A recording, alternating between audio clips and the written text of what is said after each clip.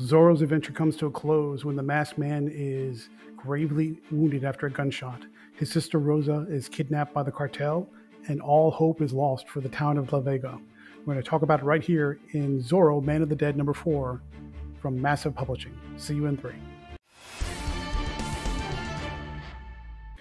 Welcome back to Comical Opinions. This is our review of Zorro, Man of the Dead #4 from Massive Publishing. Before we get started, let's talk about the credits. This issue was written by Sean Gordon Murphy, with art also by Sean Gordon Murphy, colors by Simon Gao or Go. Sorry, I'm not sure exactly how to pronounce that. Letters by DC Hopkins, and the cover for the main cover A, which is also done by Sean Gordon Murphy. Let's recap what happened in the last issue before we talk about what happened this time. Zorro and Rosa decided to sneak into Rojo's compound to get information about his opium trade dealings with the cartel. The idea was if they stole the files that indicate where's the opium coming from, who they're shipping it to, who's buying, who's selling, and what have you, they could take that information to the DEA. The DEA would have the evidence they need to now flood into La Vega to take out Rojo and the cartel. Unfortunately, as these things turn out, that plan went very badly. They got the files, but the gang got caught, and at the last minute we see Trejo, who looks a heck of a lot like Danny Trejo, get shot right through the chest or the upper shoulder area, and he's about to get another bullet through the head, and Rosa's captured, and it's a big mess. So that brings us to issue #4. So what happens is Cementerio, which sounds like cemetery because that's what the word means, opens fire on the gang to try and create a distraction or try to keep some melee or some noise and what have you, to free up Rosa and Zorro. It half works. They manage to get their hands on Zorro and spirit him away, even though he's seriously wounded, but Rosa remains captured, and they have little choice but to flee with the intention of maybe going back to her, maybe not. Cementerio is pretty much giving up on Rosa, presuming that she's going to get killed by Rojo and the gang, but some of the villagers that are in his group really want to go back for her. Later, Rosa is tortured by Rojo's men. They want to know what she knows about the DEA, what information they've been fed, what information she's feeding to them, and back again, what plans they have, because Rojo is super serious about making sure that he maintains his stranglehold on La Vega. Unfortunately, she doesn't know a whole lot, but that is not going to stop them from beating her to a pulp anyway. So Rojo orders his men to take her in the back room and beat the heck out of her with the intention of using her for bait later, and then after that she'll be killed, assuming Zorro shows up to take the bait. When we cut back to the villagers in Cementerio and their hideout down by the river with Zorro, he manages to kind of wake up a little bit, healed enough to overcome his injuries. The bullet passed right through, so it was a painful wound, but not a life-threatening one. But he's sort of given up hope. He takes off the mask and he says, "That's it. I'm not Zorro anymore. I can't be Zorro anymore. If I can't even save my sister, what good am I?" And he's sort of given up the ghost, as it will. But what happens is they get a little sign, a little spirit of hope. Bandido, who is the little fox that has been going around with Zorro, manages to sneak into the storeroom where they are torturing Rosa. And he manages to gnaw off the ropes that are binding her to the chair, frees her up so she can leap to the attack with the door closed so that way nobody else sees. She overcomes the two guys that are beating her up, and she ties a message to Bandido's arm saying, "Go find Zorro, tell him that I overheard Rojo talking to the cartel leaders. They are not going to send reinforcements because they have lost faith in Rojo's ability to keep La Vega secure." So Bandido goes off. He finds Zorro. Zorro gets the message. He says, it's not going to be an army of men backing up Rojo with his gang and going to take over everything. He realizes that it's only going to be about 20 men.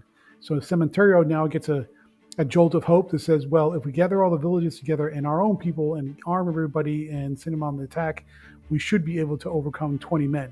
It's going to be rough, but we can do it. What happens? The next day is the Day of the Dead. It's the celebration of Zorro's 200th anniversary.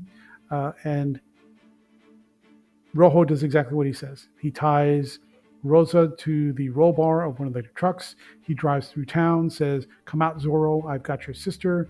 I'm going to put an end to this right here and right now. If you don't come out, I'm going to kill her." And then suddenly, what do we see? The entire village has come out, and they are now surrounding Rojo, and that turns into chaos. And so now there's a gunfight. all hell breaks loose, and the issue ends with a climactic battle between eventually Zorro and Rojo. Well, that's the plot in a nutshell.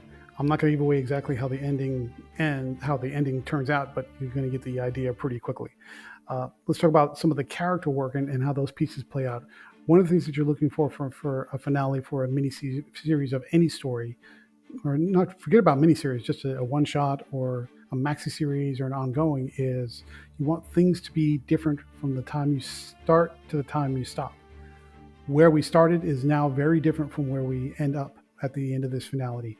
Rosa kind of has a new lease on life, if you want to think about it that way. Zorro is more entrenched in who he is as a character, although he hasn't quite locked on as much to the delusion of being Zorro. More like Zorro is sort of just a persona that he puts on, more in line with, say, a Batman, Bruce Wayne type of situation.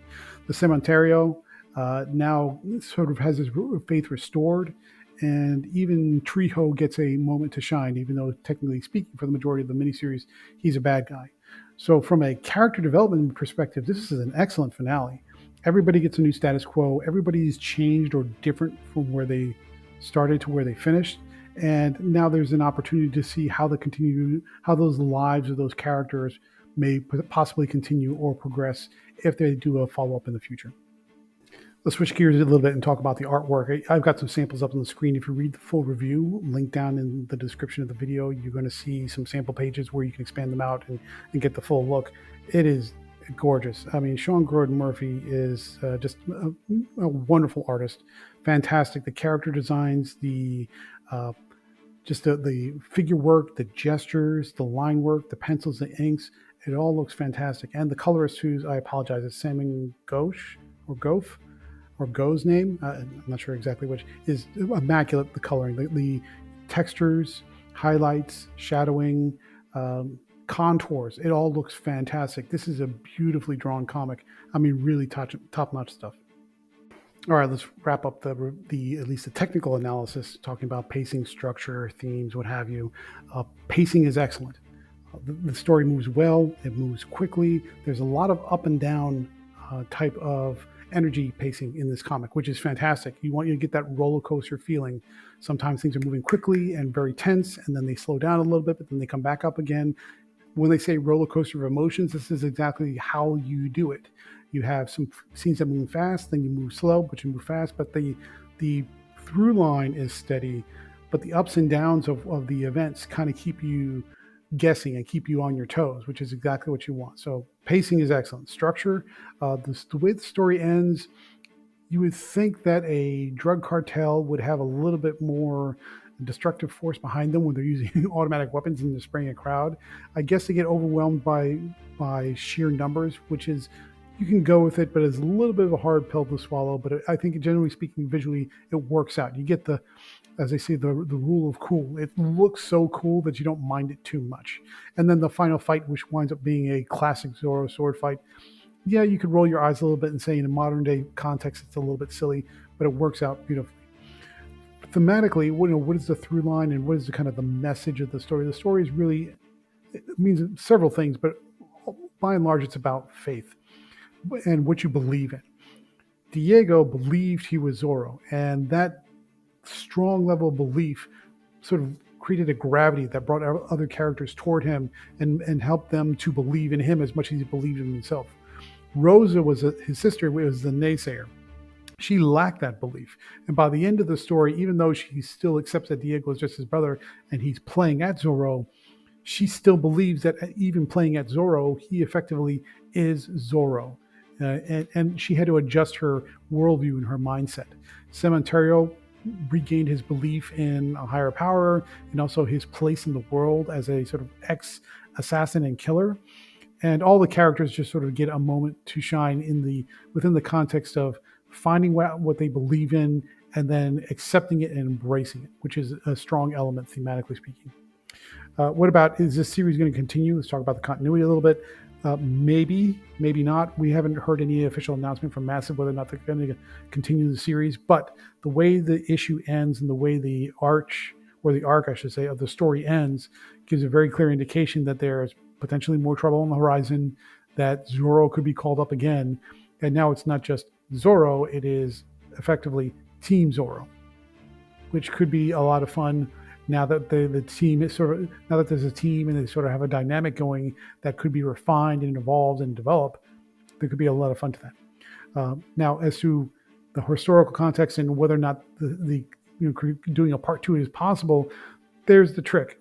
Technically speaking, Zorro is a public domain character.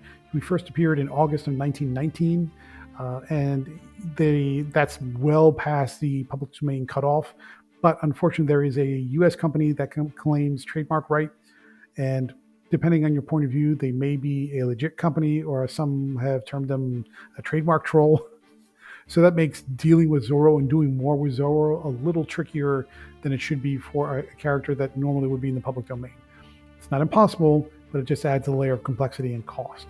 So hopefully we'll see a part 2 or another miniseries based on Zorro from Massive Publishing, but it's a little harder than it could be or should be, but we'll see how it goes.